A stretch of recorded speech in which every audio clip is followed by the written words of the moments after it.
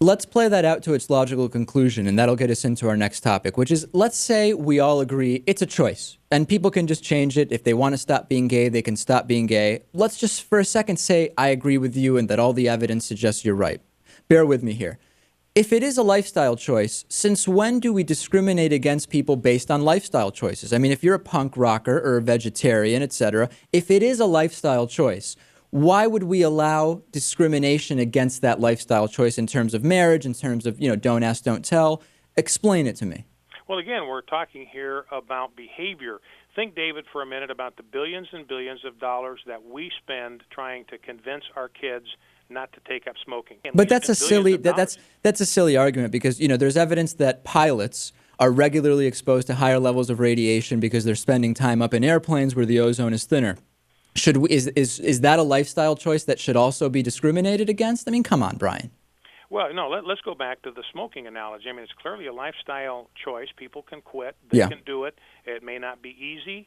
Some people may try, and they may lapse back. But we spend billions of dollars telling people, because of the health risks involved in developing a smoking habit, don't start. If you started, stop. And my suggestion is we spend the same amount of money convincing our young people not to start experimenting with homosexuality, and if you're engaged in that lifestyle, it's time to stop, and we'll do what we can to help you. Well, okay, so I'm not very familiar with gay sex myself, being heterosexual. I know that you speak and write about it a lot, so I just want to ask you, what about a monogamous gay relationship is risky or causes HIV that we should be telling people, no, absolutely don't do that if that's a lifestyle you don't want? What is risky about a monogamous gay relationship? Well, the problem, David, is that there is no such thing as a monogamous homosexual relationship.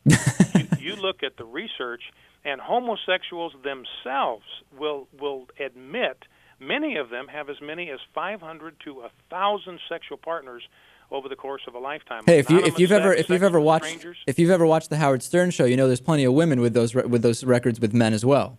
Well, I mean, that's a pretty significant record, and I would say to a woman, if you're having 500 to 1,000 sexual partners in your life, you have got to stop. You are doing you're exposing your health to enormous risk.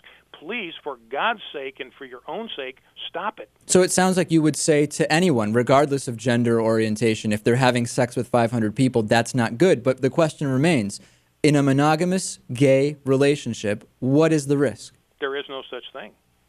But that's just completely bogus. How could anybody possibly believe that? Homosexuals themselves will tell you that. When I had these guys came to my church and speak, they said, I was in one of these so-called monogamous relationships. But these are the ex-gay guys, right? Yeah, ex-gay guys. Yeah. We had an agreement, me and my partner, we had an agreement that we could fool around on the side. We would live together. Maybe we would be each other's primary sexual outlet. Right. But we had an understanding that we could fool around on the side, and he said that is common in the homosexual community. Hey, I know of that. We're getting anecdotal here. I mean, it sounds like there is no risk to a monogamous gay relationship, right? Oh, sure there is. Anytime you engage in anal sex, David, that is dangerous to human health. The rectal wall is 1 cell thick. Right. It's easily torn, so it allows any kind of disease, infection, ready access to the bloodstream. It's a bad idea. It's a bad idea whether you're straight or gay. Okay, so again, you would tell women or men who have sex with a lot of men not to do that. You would tell women or men not to have anal sex. So again, it sounds like these are just general sex tips from Bryan Fischer, not even directed at homosexuality. Exactly right. Okay. Gay sex and domestic terrorism. With great interest, we heard you make the comparison recently on your radio program.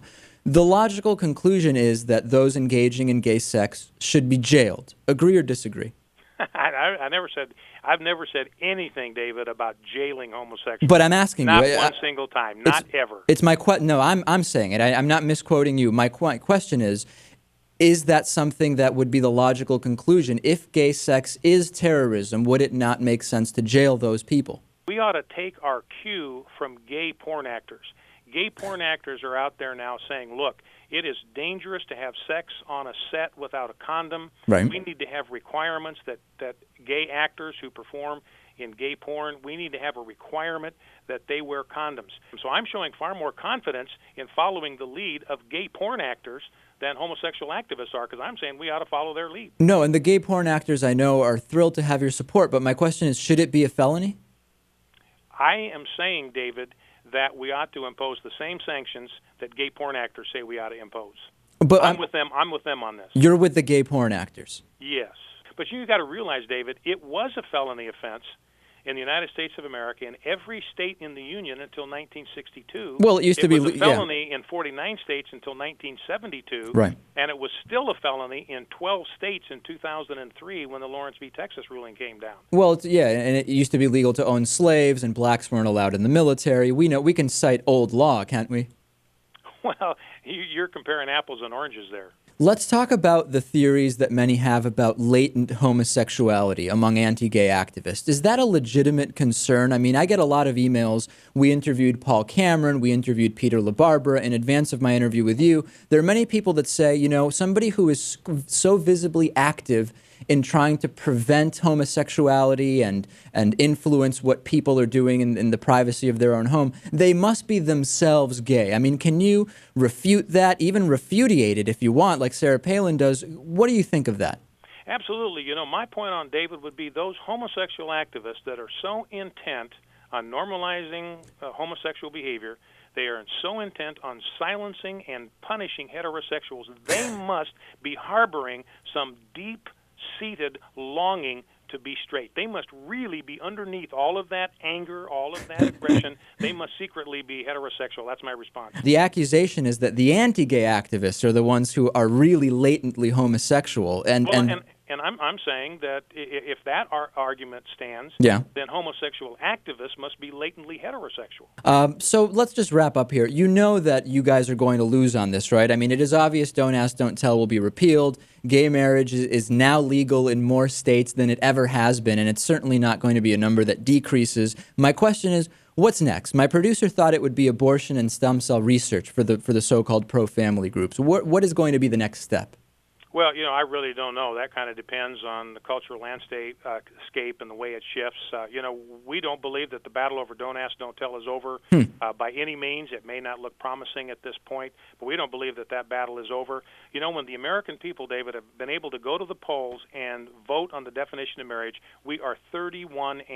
31 states have amended their state constitutions to define marriage as the union of one man and one woman. Yeah, but again, Bryan, it's completely... 14 other states have laws against it. It's completely worthless to cite that because, as we know, we can't just put anything to a vote. What if we want to put the right to bear arms to a vote? I mean, nobody would back that up. If we just ask people's opinion, we're not going to get anywhere. You know that.